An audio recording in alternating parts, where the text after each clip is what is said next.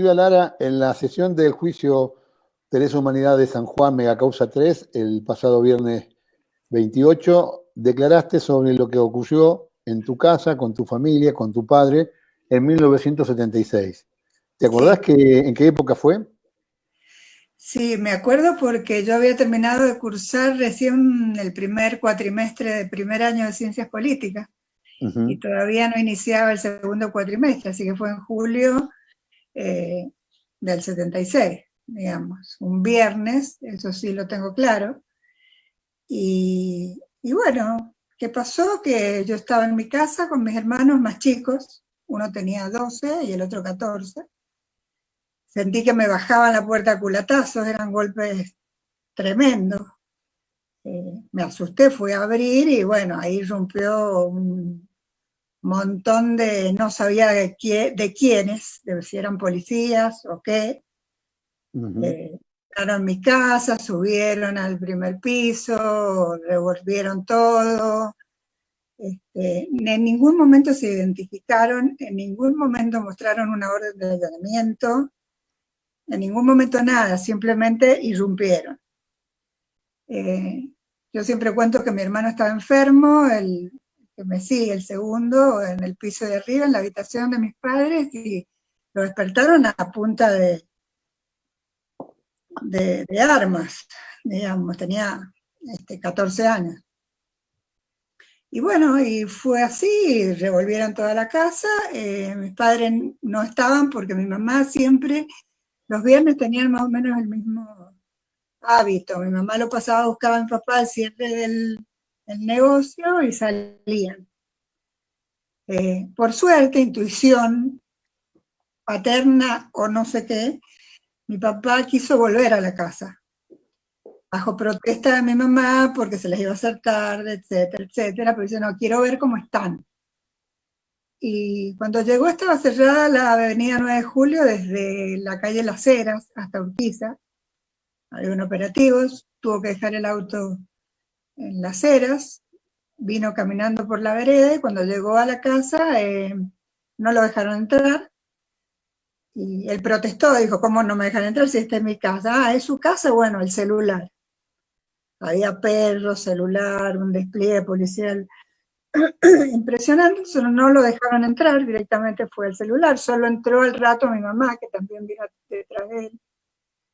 Y bueno, ahí estábamos mi mamá y yo, y mis dos hermanos menores, fueron bastante agresivos verbalmente, mi mamá estaba en estado de crisis y preguntaba por qué nos trataban así, le contestaron que no se quejara porque ella no sabía cómo trataban a los subversivos.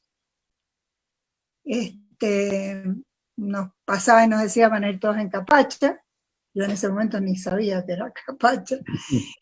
Y bueno, antes de que llegaran ellos, preguntaron, quisieron ir a la habitación, a una habitación que había atrás, después del patio, donde en ese momento, porque nos habíamos cambiado con la casa todavía en refacciones, porque mi papá tenía que instalar todas las cámaras frigoríficas, era el representante de Frigor en San Juan, y bueno, la casa estaba terminando de refaccionarse.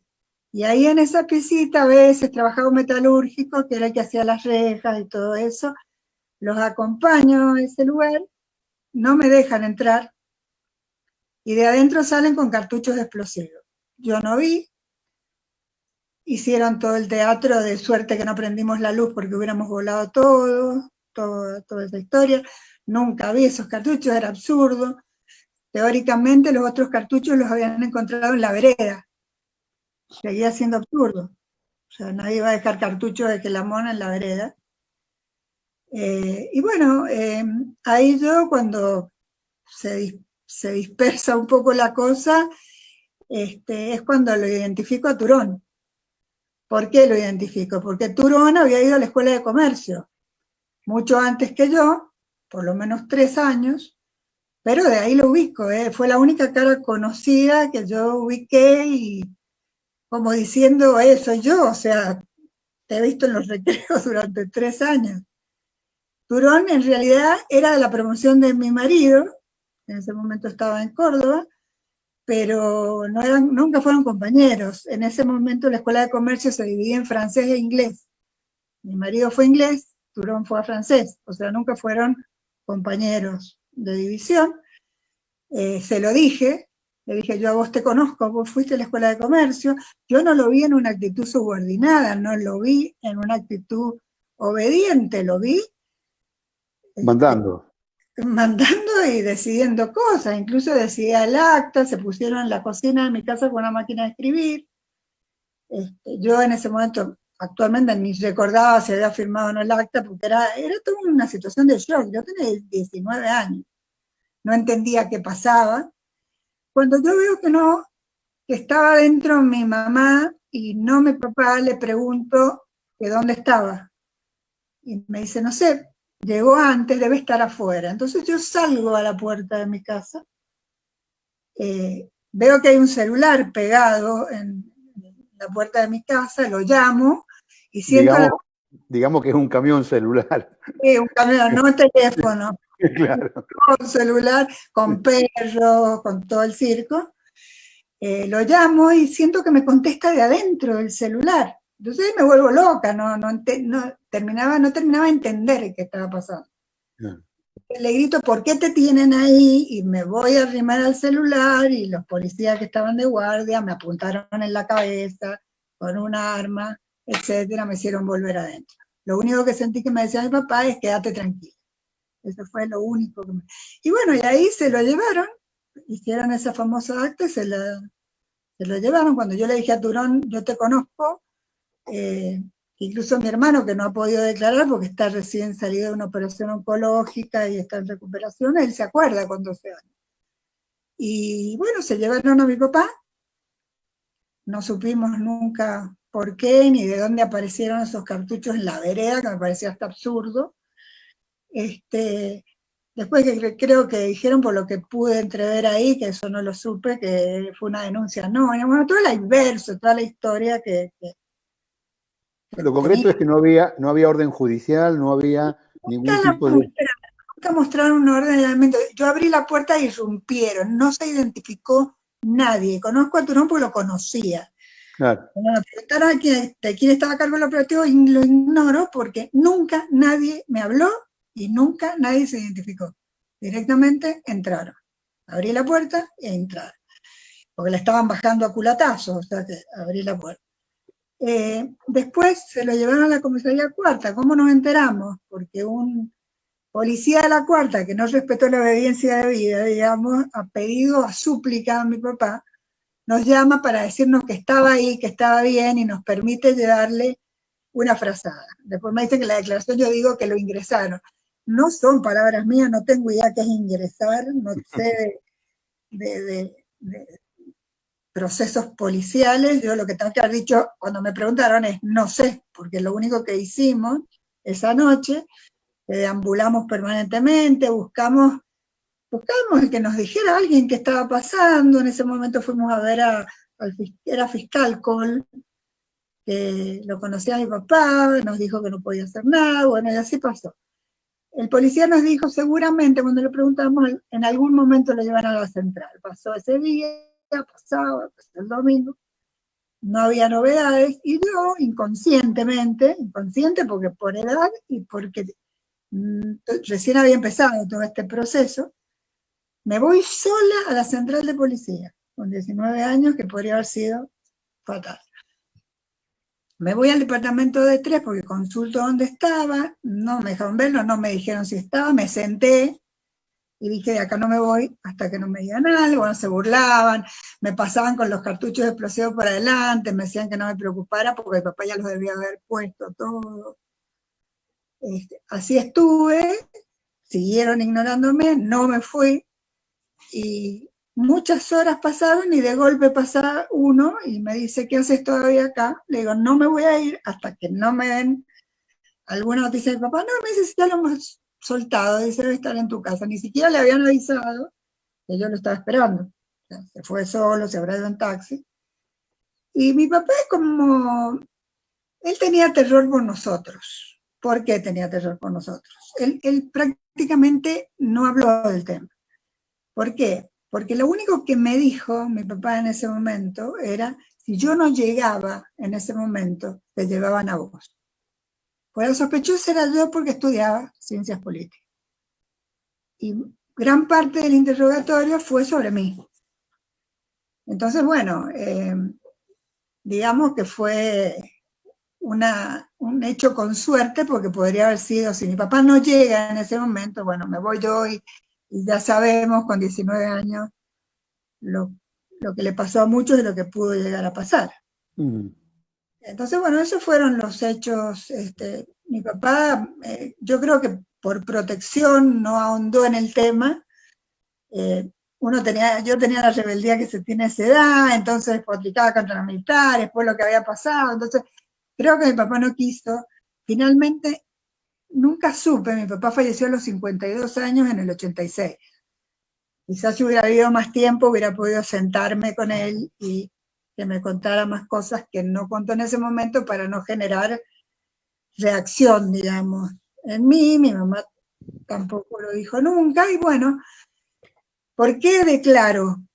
Porque, ¿qué pasaba? No era que no era importante, pero frente a la tragedia que fue esto, y a los muertos que hubo, y a los torturados, pasó, bueno, también por pudor. Yo había zafado, era algo menor en consecuencia frente a todo lo que estaba pasando. Seguí mi vida y un día veo las denuncias contra Turón, que el abogado quiere enfocar el tema como un revanchismo mío. No es revanchismo, creo que confunde la situación, el pedido de justicia con la revancha. Yo no tengo nada más que eso contra Turón, no tengo ningún contacto con Turón. Y veo el reportaje en el diario, que no sabía quién era porque esa persona estaba de espaldas. Después veo el comentario de Turón, donde decía que él era un perejil y que en ese momento se cebaba mate, y ahí me vuelvo loca, reconozco, y pongo en el post del diario: este señor no tomaba mate, estuvo y dirigía el operativo en mi casa. Lo pongo en el post de Tiempo de San Juan, porque en ese momento fue un desahogo. Ahí me llama Martínez Puga, me hace una entrevista, que fue en la facultad, en sociales. Yo ya había tomado la decisión de hacerlo formal, no quería que quedara como un comentario en un post de un diario. Máximo, si había denuncias contra él, que él rechazaba porque era un nene de pecho, se daba mate. Yo no lo hice dar mate en mi casa. Entonces, coincidentemente con esa decisión mía, me llama, después de leer el diario, el fiscal Maldonado, y me pregunta si quiero hacer esa denuncia. Le dije que sí. Y fui, y lo mismo que te estoy diciendo a vos, la hice. ¿Por qué en ese momento? Porque creí que en ese momento, esto, que al lado de todo lo que había pasado, fue un hecho con suerte, podría no haber sido, pero fue con suerte. Yo pensé que en ese momento podía servir para aclarar algo, porque casualmente Turón está reconocido en un montón de operativos. Entonces el primero dice que es el primero, el segundo. Y bueno, concretamente yo creo que el juez tendría que haber parado de alguna manera este delirio del abogado. Fue un interrogatorio delirante. Se refiere al abogado, al defensor oficial. Claro, porque supongo que por algún contacto habría querido presumir eso de mi marido, que yo le dije que tenía algo contra Turón en la fiesta de egresado, aparte de misógino, con una estructura bastante machista. No venía al caso. Primero, que nunca existió. O sea, no sé cuál es la relación que tiene que él en pareja, pero la relación de mi marido con la nuestra es totalmente respetuosa y autónoma. O sea, que yo haya denunciado a Turón no implicaba, de hecho fue, o sea, ¿de dónde deriva él que yo pueda haber estado molesta cuando ni siquiera era el grupo de compañeros más cercanos? Fue un delirio que me pareció una conversación de de chusmerío de barrio, o sea, fue una cosa de un nivel bajísimo. Después me dijo, quiso, cuando leyó que yo había puesto que él con su soberbia, no, ni me acuerdo, pero puedo haberlo puesto en algún comentario cuando él era candidato a diputado, quiso llevarlo por el revanchismo, y fue lo que le contesté. Si él pretende que a mí me guste que una persona que vulneró los derechos de mi familia, mi padre, nuestro, que actuó en una época de dictadura, se presente frescamente como diputado a la democracia, a título personal y profesional, le digo que me parece una contradicción. No, no me gusta. Realmente me molestó, me agravió el hecho de recordar todo eso y verlo aparecer como candidato a diputado. O sea, no hay para nada coherencia, porque si vos tenés tanto ganas de participar en política democrática, hubieras renunciado en la época donde esos procedimientos eran bastante oscuros. Entonces, hablar del revanchismo, y lógico, ¿qué quieren? Que tenga buena referencia y que quiera a Turón y que me encante que sea candidato a diputado. No, que me hizo pasar un momento que nunca olvidé en mi vida. Entonces, bueno, quiso llevarlo por el lado, supongo, del revanchismo. No, está confundiendo revanchismo con necesidad de justicia y que las cosas fueron como fueron. Y después, ¿a quién conocía? Si conocía a Margarita Camus, si conocía a Eloy Camus, si militaba o no militaba, ¿qué tendrá que ver? O sea, ¿cuál es si yo militar? No militaron porque lamentablemente en esa época fue una época difícil, y porque después no tengo una militancia partidaria, sí tengo una militancia ideológica en cuanto a ideas e ideales que defiendo, y eso va más allá de una militancia partidaria y lo que me da coherencia. Yo siempre digo que resisto archivo, difícilmente van a ver, porque mi militancia es con ideales y conceptos, no es con partidos. Pero no tiene nada que ver. Margarita Margarita, como le dije, no me voy a rogar la amistad de Margarita Camus, porque tengo respeto, y obviamente que la conozco si estoy en la Universidad Nacional de San Juan. Y es una persona pública, o sea, es más fácil conocerla que No conocer. ignorarla. Y con Eloy Camus, sinceramente, nunca en mi vida he hablado. Entonces fue que el juez tibiamente dijo 3 veces, ¿qué tiene que ver con lo que pasó hace 40 años? Realmente no tuvo nada que ver con lo que había pasado. Lo que él estaba sondeando y cuestionando era mi denuncia, pero no lo que había pasado hace 40 años. Entonces, bueno, así fue, y sí, cuando me dijo que yo dije que era soberbio, cuando lo vi, ahí realmente me enojé y dije, si usted pretende que a mí me guste esto, no me gusta. Me gusta la coherencia en la gente, no me gusta. Y bueno, y eso fue todo. Supongo que con Margarita me habrá preguntado, porque habrá pensado que me habrá matado Margarita. Lamentablemente hace mucho tiempo que no la veo, está enferma, pero bueno. Pero bueno, esa fue la cuestión. No me arrepiento de haberlo denunciado. Yo consideré que servía para ver cómo actuaba él. No lo vi cebando mate en mi casa. Era uno más. No me contestó cuando le dije que lo conocía. Y así fue, pero me pareció muy lamentable el interrogatorio del ordenador oficial. O sea, muy subjetivo, Me hubiera preguntado por qué denuncié, le hubiera contestado, como lo acabo de decir. Ahora, ¿te sirvió haber declarado el juicio ayer? ¿Te sentís más? Sí, me empezó a servir, que ahí me di cuenta lo fuerte que son estas vivencias. No quiero ni pensar cuando sufrís tortura, desaparecés o buscas a alguien que desaparecido. La primera catarsis la sentí cuando fui e hice la denuncia. Ahí me di cuenta que fue como vivir todo de nuevo, realmente fue una catarsis, fue un desahogo. Y declarar ahora también, porque en el fondo, o sea, fue una cosa que siempre tuve presente, que no olvidé, que moldeó muchas de las cosas que pienso y siento. Fue consistente también. Yo empecé a estudiar ciencia política en el 76. O sea, había de alguna manera una acción contestataria y todo eso que pasó me la sigo reafirmando. O sea, que fue una parte importante de mi vida y también lo hice en honor a mi viejo, porque él no lo pudo hacer. Mi mamá, el día que hice la denuncia, pobre, mi mamá falleció ahora en abril. El día que hice la denuncia temblaba porque era una generación del pánico. ¿Por qué lo hiciste? Mirá si te pasa algo. Y yo le dije, mira, no tengo miedo.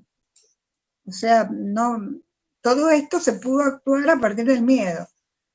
Y la estigmatización, porque te imaginas que además de todo lo que pasó, se cerró un montón de cuadras frente al lugar donde vos vivís para hacer un operativo en una época donde el algo habrá hecho. Algo habrán hecho. O sea que además del shock de lo que pasó, existió todo. Escúchame, usemos la lógica.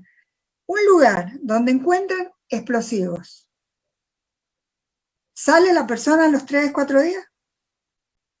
No, Te por estoy supuesto. explicando. ¿Cómo me preguntó si yo sabía cuál era la importancia de la ley en cuanto a explosivos? Otra incongruencia. Yo le dije, no sé ni tengo que saberlo, pero supongo que en esa época mucho más que ahora, pero evidentemente no es tan importante porque mi papá salió a los 3 días.